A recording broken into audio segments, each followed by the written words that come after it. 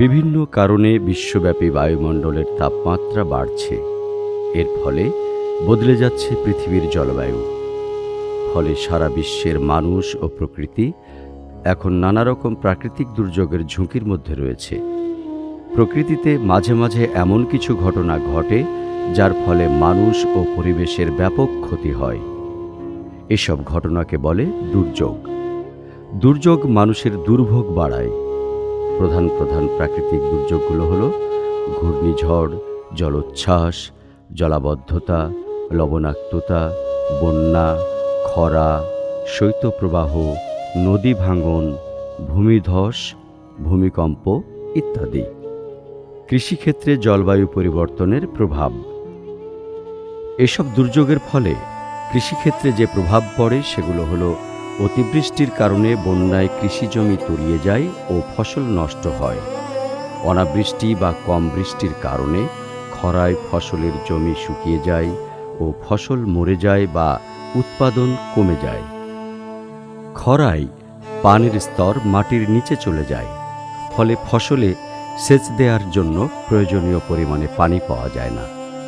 বায়ুমণ্ডলের তাপমাত্রার বৃদ্ধির ফলে ফসলের বিভিন্ন রোগ ও পোকার প্রাদুর্ভাব বৃদ্ধি পায়। মেরু অঞ্চলের বরফ গলে সমুদ্রের পানির উচ্চতা বেড়ে যাওয়ায় উপকূলীয় অঞ্চলে মাটি ও পানির লবণাক্ততা বৃদ্ধি পায়, ফলে ফসল উৎপাদন সীমিত হয়ে পড়ে। শৈত্যপ্রবাহের কারণে ধান ও গম চিটা হয়। সরিষা, মসুর, ছোলা ইত্যাদি রবি ফসলের পরাগায়ন ব্যাহত হয়। আমের মুকুল ও নারিকেলের ফলধারণ ব্যাহত হয়। অভিযোজনের ধারণা ও প্রধান প্রধান অভিযোজন কৌশলসমূহ। এসব প্রাকৃতিক দুর্যোগকে প্রতিহত করার শক্তি মানুষের নেই। প্রকৃতির নিয়ম ও আমাদের কিছু অপকর্মের ফলে ঘটা এসব দুর্যোগের সাথে তাই আমাদের খাপ খাইয়ে থাকতে হয়। আমাদের জীবন ও জীবিকার ক্ষেত্রগুলোকে মানিয়ে নিয়ে চলতে হয়। এসব দুর্যোগের প্রভাব ও ক্ষতি কমিয়ে কৃষিক্ষেত্রে উৎপাদন বৃদ্ধি যাতে অব্যাহত থাকতে পারে সে চেষ্টা করে যেতে হবে। জলবায়ু পরিবর্তনের সাথে এভাবে মানিয়ে নিয়ে পরিবর্তিত কিছু কৌশল অবলম্বন করে টিকে থাকাই হল অভিযোজন। বিভিন্ন প্রাকৃতিক দুর্যোগের মধ্যে কৃষিক্ষেত্রে বন্যা, খরা, লবণাক্ততা, শৈত্যপ্রবাহ ইত্যাদি অন্যতম। তাই এইসব দুর্যোগে অভিযোজন কৌশলগুলো জানা থাকলে ফসলের ক্ষতির ঝুঁকি অনেক কমানো যায়। কৃষিক্ষেত্রে বন্যাপ্রবণ এলাকার অভিযোজন কৌশল। প্রতি বছর দেশে প্রায় 20% এলাকা সাময়িক বন্যায় প্লাবিত হয়। চরম পরিস্থিতির সৃষ্টি হলে বন্যা প্রায় 7% এলাকায় ছড়িয়ে পড়ে। বন্যার ঝুঁকি কমানোর জন্য কৃষিক্ষেত্রে যেসব অভিযোজন কৌশলসমূহ গ্রহণ করা যায় সেগুলো হল: আগাম ঢল বা বন্যাপ্রবণ এলাকায় স্থানীয় ও উপসি জাতের আগাম পাকা ও স্বল্প মেয়াদের বোরো চাষাবাদ ক্ষয়ক্ষতি অনেকটা কমিয়ে আনতে পারে। প্রচলিত জাতের চেয়ে আগে পাকে এমন ধান ফসলের জাত যেমন ব্রি ধান 28, ব্রি ধান 29, ব্রি ধান 45 আগাম বন্যাপ্রবণ এলাকায় লাগানো যায়। বন্যা মোকাবেলায় সক্ষম ধানের পাশাপাশি সবজি ও অন্যান্য ফসলের চাষ খাদ্য নিরাপত্তা বিধান করতে পারে, যেমন ফরাসি শিম, মূলা, আলু, পেঁয়াজ, রসুন, মিষ্টি কুমড়া, লাল শাক, করলা, চাল কুমড়া, পালং শাক, পুঁই শাক, মটরশুঁটি চাষ করা যেতে পারে। বন্যাপ্রবণ এলাকায় জমিতে বন্যার পানি থাকলে বলান পদ্ধতিতে ধান আবাদ করা যেতে পারে। বন্যার সময় চারা নষ্ট হয়, তাই বিশেষ ব্যবস্থায় যেমন মাচা করে, কলার ভেলায় বা কচুরিপানার ভাসমান বেডে অধিক পরিমাণে চারা উৎপাদন করা উচিত। বন্যার আগে ফসল তোলা যায়, যেমন আলু, ভুট্টা, চীনাবাদাম, দ্রুত বর্ধনশীল শাকসবজি ইত্যাদি চাষ করা। বন্যার পানি সহনশীল লতিরাজ কচুর চাষ। বন্যার পানি নেমে যাবার সাথে সাথে বাড়ির আশেপাশে রাস্তার ধারে চর এলাকায় পতিত জমিতে খেসারি, মাসকলাই, ভুট্টাসহ বিভিন্ন ফসল চাষ করা। বন্যাপ্রবণ চর এলাকায় পিট বা গর্ত পদ্ধতিতে ফসল যেমন মিষ্টি কুমড়া, পটল, লাউ ইত্যাদি এর চাষ করা যেতে পারে। সময়মতো ফসল রোপণের জন্য ভাসমান বীজতলা তৈরি করা যেতে পারে। বন্যা পরবর্তী জোয়ার ভাটা অঞ্চলে BR-22 বা কিরণ এবং BR-23 বা দিশারি আমনের চাষ করা যেতে পারে। এছাড়া আমন মৌসুমে বন্যাপ্রবণ এলাকার উপযোগী BR-51 ও 52 জাতের ধান চাষ করা যেতে পারে। জলমগ্ন মাটিতে সরাসরি চাষ সম্ভব না হলে কচুরিপানার গাদার উপর ভাসমান বেডে মিষ্টি কুমড়া, শসা, লাউ ইত্যাদি সবজি চাষ করা। ভাসমান বেডে ধান ও সবজির চারা উৎপাদন করা, যাতে বন্যার পানি নেমে যাওয়ার সাথে সাথে চাষ করা যায়। কৃষিক্ষেত্রে খরাপ্রবণ এলাকার অভিযোজন কৌশল। বাংলাদেশে প্রতি বছর নভেম্বর থেকে মে মাস পর্যন্ত 7 মাস ব্যাপী শুষ্ক আবহাওয়া বিরাজ করে। তখন বৃষ্টিপাতের পরিমাণ সাধারণত কম থাকে। এ সময়ে প্রায় 27 লাখ হেক্টর জমি খরার ঝুঁকিতে পড়ে। খরার ঝুঁকি কমানোর জন্য কৃষিক্ষেত্রে যেসব অভিযোজন কৌশলসমূহ গ্রহণ করা যায় সেগুলো হলো: খরা সইতে পারে বা কম পানিতে চাষ করা যায়। খরা মৌসুমে চাষের জন্য সেসব ফসল নির্বাচন করা, যেমন কুল, ড্রাগন ফ্রুট, বকফুল, মিষ্টি কুমড়া, মুগ ইত্যাদি। খরা সইতে পারে এমন জাতের ফসল চাষ করা, যেমন ব্রি ধান 33, বিনা ধান 7। খরাপ্রবণ এলাকায় আমন মৌসুমে স্বল্প জীবনকাল 120 থেকে 130 দিন বিশিষ্ট ফসলের জাত, যেমন ব্রি ধান 39 ও ব্রি ধান 33 চাষ করা।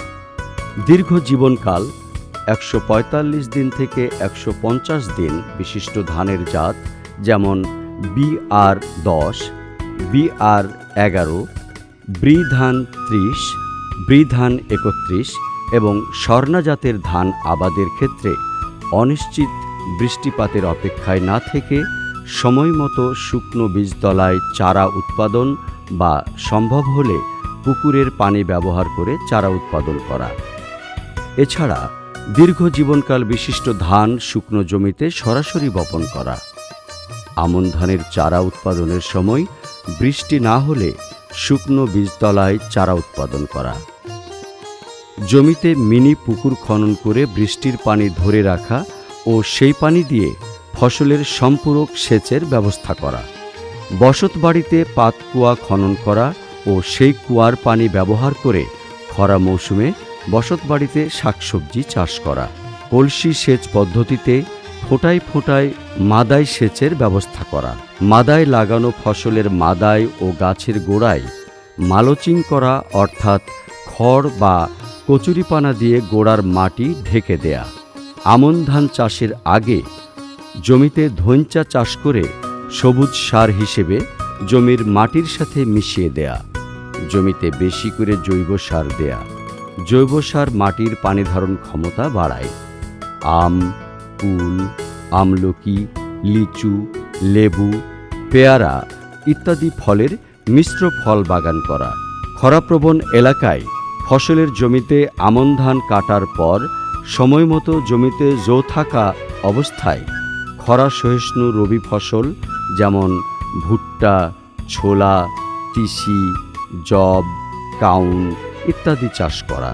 তাপসহনশীল বারি গম 24, প্রদীপ, বারি গম 23, বিজয়, বারি গম 22, সুফি ইত্যাদি উচ্চ ফলনশীল জাতের গম চাষ করা।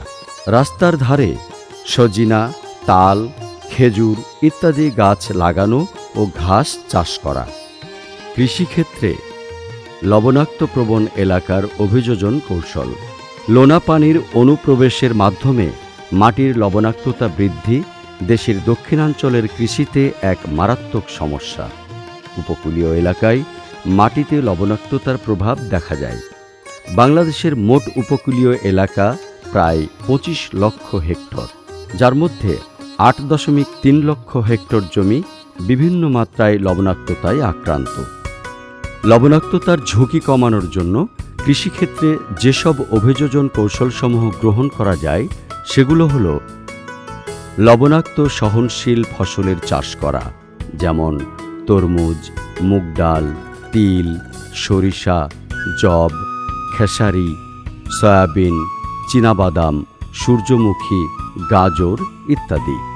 লবণাক্ত এলাকায় বিভিন্ন জাতের লবণ সহনশীল জাতের ফসল চাষ করা। আমন মৌসুমে BR22, BR23, ব্রি ধান 40, ব্রি ধান 41, ব্রি ধান 46 লবণাক্ত সহিষ্ণু জাত চাষ করা। বোরো মৌসুমে ব্রি ধান 47 লবণাক্ততা সহনশীল জাতের চাষ। সরিষার জন্য বিনা সরিষা 5 ও বিনা সরিষা 6 লবণাক্ত সহিষ্ণু CVL1, HC95, HC2 জাতের পাট এবং ঈশ্বরদী 40 জাতের আখ চাষ করা যেতে পারে। খাল বা মিনি পুকুরে বৃষ্টির পানি মজুদ করে লবণাক্ত মৌসুমে সেই পানি দিয়ে ফসলে সেচের ব্যবস্থা করা। সরোজন পদ্ধতিতে সবজি ও ফসলের চাষ করা। ঘেরের পাড়ে সবজি চাষ করা এবং কুল, আম ও নারিকেল গাছ লাগানো। লবণাক্ততার মাত্রার উপর ভিত্তি করে বাঁধাকপি, সিম, লতিকচু, মূলা, পালং শাক, টক পালং, মিষ্টি কুমড়া, পুঁই শাক, গাজর, বিট, ওলকপি, বাটি শাক ইত্যাদি সবজি চাষ করা। মাদ্রাজি ওল ও বিভিন্ন জাতের কচু লবণাক্ত এলাকার জন্য উপযোগী ফসল। বসতবাড়িতে শাকসবজি চাষ করা। জমিতে খড় বা কচুরিপানার আচ্ছাদন দিয়ে আলু চাষ করা।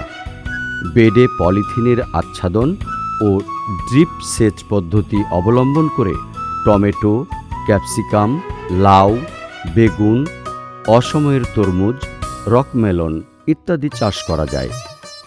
বসতবাড়িতে কুল, সফেদা, বিলাতি গাব, চালতা, আমলকি, নারিকেল, কদবেল ইত্যাদি লবণাক্ততা সহনশীল ফল গাছ লাগানো।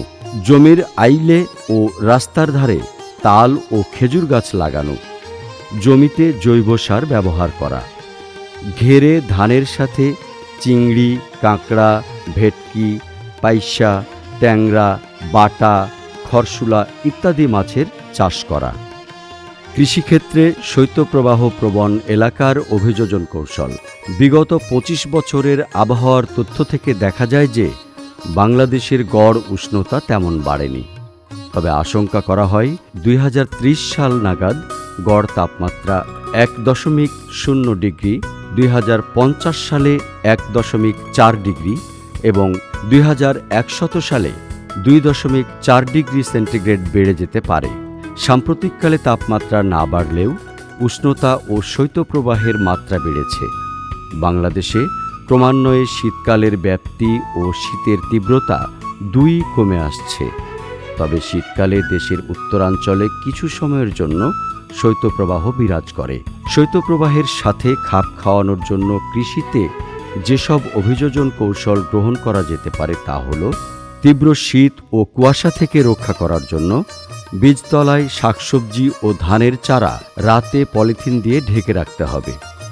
ধানের বীজতলায় জমে থাকা শিশির সকালবেলা দড়ি টেনে সরিয়ে দিতে হবে। ধানের বীজতলায় বিকেলে পানি ঢুকিয়ে সকালে বের করে দিতে হবে। কুয়াশা থেকে আমের মুকুল রক্ষার জন্য আমের মুকুলে পানি স্প্রে করতে হবে। প্রয়োজনে সুপারিশকৃত ছত্রাকনাশক স্প্রে করা যেতে পারে।